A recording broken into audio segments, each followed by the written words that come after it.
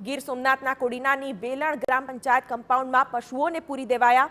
ગૌચરની જમીનમાં બાવળો ઉગી નીકળતા પશુઓને ચરાવવાની જગ્યા ન મળતા પશુપાલકો દ્વારા ગ્રામ પંચાયતમાં પશુઓને મૂકીને અનોખો વિરોધ કરાયો છે।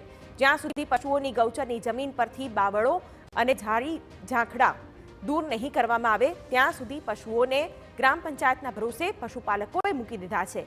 મહત્વનું છે કે ગ્રામ પંચાયત પાસે 300 એકરથી વધુ ગૌચરની જમીન છે।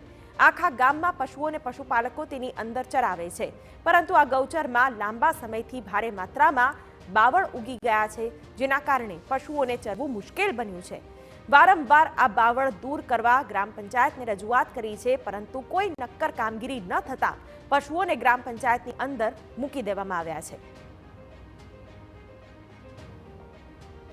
ગૌચરની અંદર બાવળો એટલા બધા વધી ગયા છે કે ત્યાં ચારવાની પણ મુશ્કેલી છે, ઢોર ઊભા રાખવાની પણ બહુ જ મુશ્કેલી છે। એટલે મેં એને ફરિયાદ સાંભળી અને પંચાયતમાં આવે અને એ લોકોને રજૂઆત કરી, સરપંચને કીધું, તલાટીને કીધું તો કે થઈ જશે એમ કરતાં એ લોકોએ મહિનો દિવસ કાઢી નાખ્યો।